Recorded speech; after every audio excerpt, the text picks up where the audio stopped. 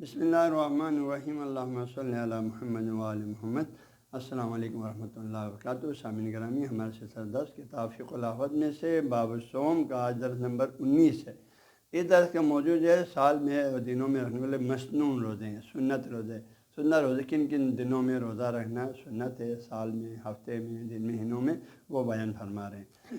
تو شاہ سے علیہ رحمۃ فرماتے ہیں وہ اما الصوم الذی فی الاستحباب، اما وہ روزے جو کہ مستحب ہیں آپ کے لیے، باعث ثواب ہے، اجر ہے، وہ کیا ہیں؟ فی الاسبوع، پھر فرماتے ہیں ہفتے میں، ہر ہفتے میں ہاں جی آپ کے لیے روزہ رکھنا باعث ثواب ہے، مستحب ہے۔ کن دن؟ یوم الاثنین، پیر کا دن، پیر کا دن میں روزہ رکھنا مستحب ہے۔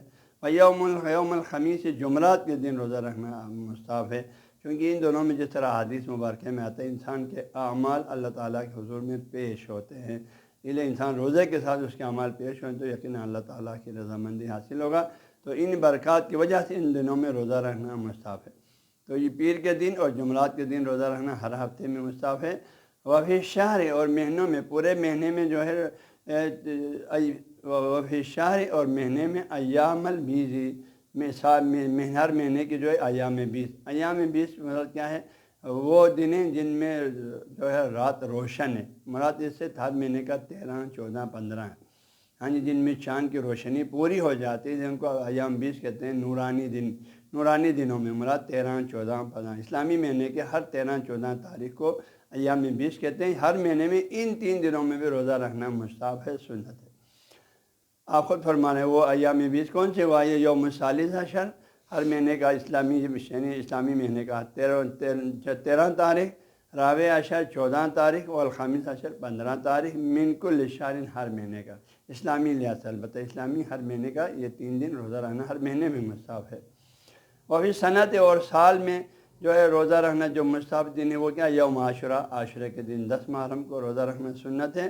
و یوم تاسوعا، اور تاسوعا 9 محرم کو بھی روزہ رکھنا سنت ہے۔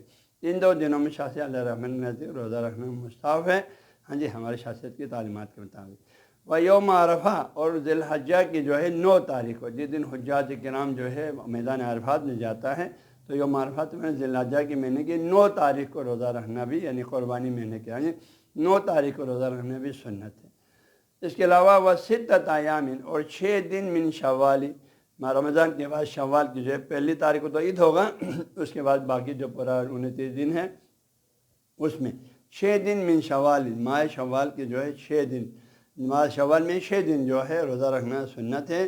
اور یہ 6 دن بھائی، پہلا 6 دن، دوسرا 6 دن، تیسرا 6 دن، کون سے 6 دن فرماتے ہیں؟ من غیر تعین، اس مہینے میں جو تو کوئی معین نہیں ہے، پوری مہینے میں آپ نے 6 دن پورا کرنا ہے، تو بدین تعین کے پہلا 6 دن پہلے ہی 6 دن میں، شروع کے 6 دن میں ہونا ضروری نہ، وہ ضروری نہیں ہے، پورے مہینے میں 6 دن آپ پورا کریں، آپ نے سنت ادا کر لیا، آپ کو یہ مستحب روزے کا ثواب مل جائے گا۔